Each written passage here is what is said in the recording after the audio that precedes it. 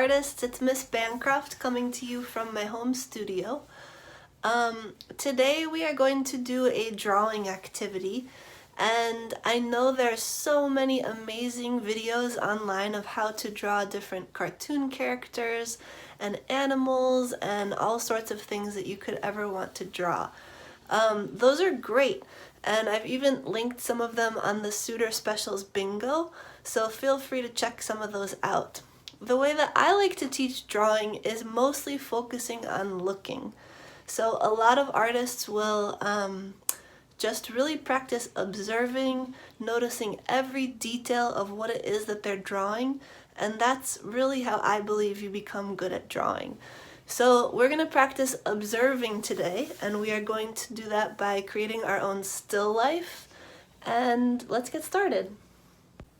First, what is a still life? A still life can be made up of anything that you can find around your house.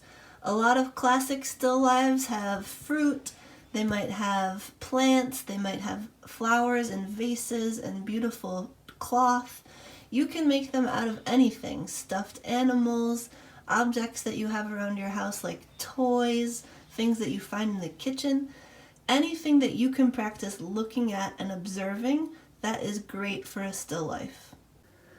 Alright, so for this activity, all you need is a pencil, an eraser of some sort. It could just be the pink eraser on the back of your pencil, and a sharpener if possible. So these are all materials that are pretty easy to come by in the house, and again, you can set up your still life with anything you'd like. This activity, I'd like to tell you, is really for all ages. So it depends on what you put in your still life, but observational drawing is really beneficial for all age levels. Alright, let's get started. So arrange your objects how you like them. Make sure that you can think about lighting and maybe some shadow, or you can just focus on the object itself. So we're going to get started with, let's see, the apple. I'm noticing the shape of the apple is in the foreground. That means it's closer to me. So I'm going to put the apple in the foreground and really notice the shape. Now my students know that I always tell them to start out drawing light, and then as you go you can always darken it in. If it's too dark right off the bat, then it's very difficult to erase and it can be pretty frustrating. So I notice that there's a little kind of arch here on the apple, and I'm trying to get that line in here as I observe it.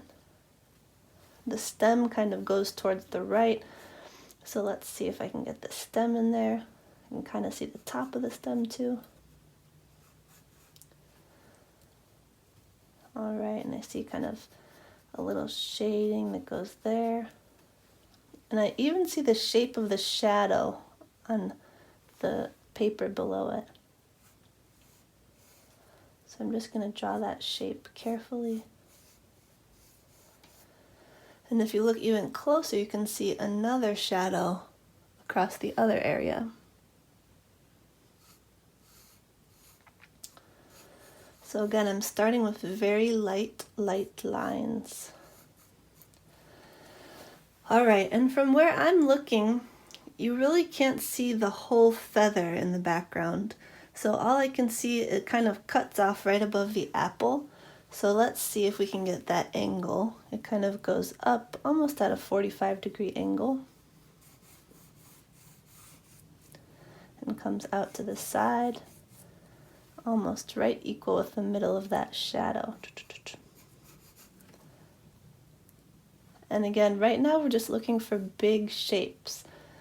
We don't want to look for the details or the patterns on the feather. We're just looking for big overall shapes.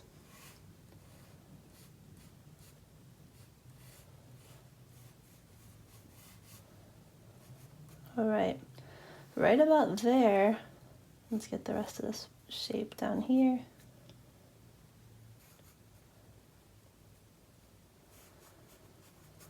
And right about there I see like the bottom of that saucer.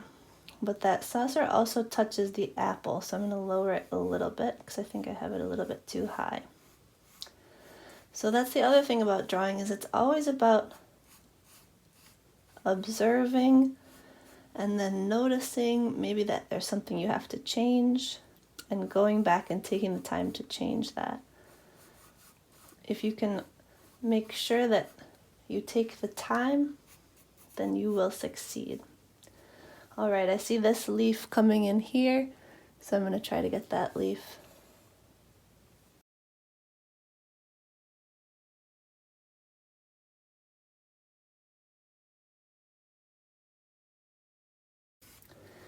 And then just like I observed the shadow around the apple, I'm going to observe the shadow here. It kind of goes off the page because it's pretty big.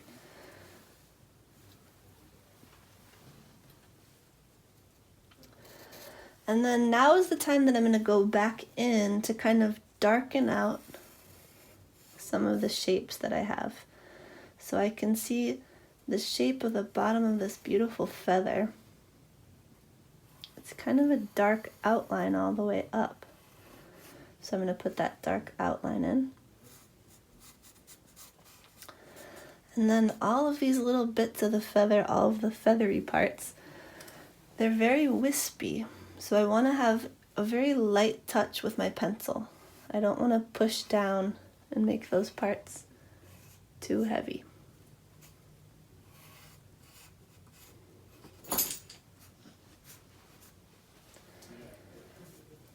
Okay. And here I'm going to start putting in some of those stripes.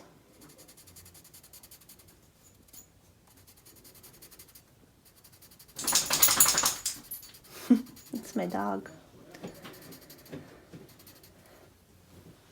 So I'm just going to kind of darken some of those stripes on the feather in the image. And I'm going to do that by using the kind of side of my pencil very carefully.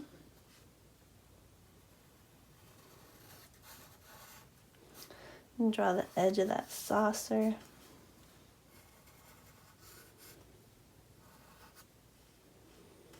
I can kind of see the bottom of the saucer, and there's a bit of a shadow on the inside of the saucer. So I noticed that darker dark, and I'm going to kind of use that value in my pencil to put that darker dark in.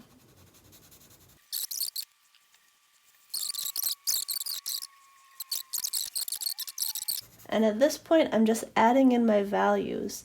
So any kind of shading that you think you could use, or any kind of value, I'm just carefully adding that value in. And some of the patterns that I see on the apple itself. So let's see here. Got the edge over here. Shadow's a little bit lighter, so I'm going to make the apple a bit darker. And again, I'm just looking and looking and looking, observing as much as I possibly can. The more you observe, the better your image will become.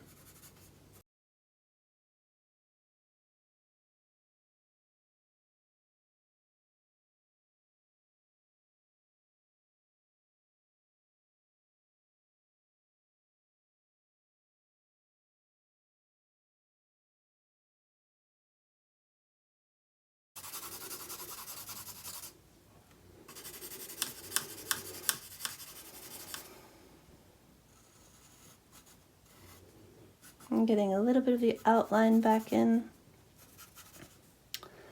So it takes time, as you notice, but the more time and energy that you add in and figure out where those highlights are, you can start to see that it's starting to take form.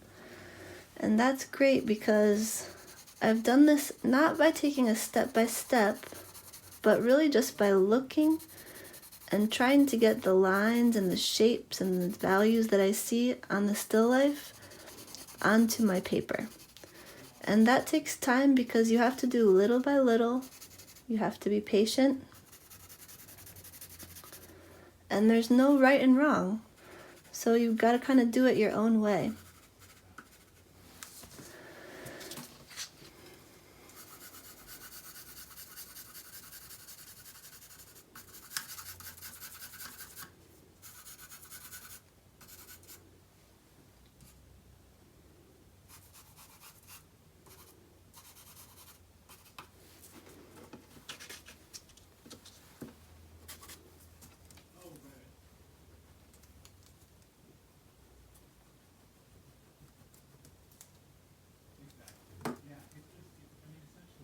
All right. So you can take this even further, you can draw more, but as you can see, this is a nice little still life setup, and it can get better and better as you go. Okay, I hope you guys set up a cool still life at your house and practice some drawing. Here's the pretty much finished still life. So again, the longer you stick with it, the better it will become. The more you add to it, the more you look and observe and then fix your drawing and continue that process. Drawing is really about failing and fixing those failures and keeping that process going while you're observing. So as long as you're really good at observing and noticing all those details and really being patient with your drawing, it's amazing what you can do. So I would love to see if you guys set up a still life at home, and maybe you can share some of those images with me. I hope you have a great day, and I'll see you soon. Art class with Miss Banner.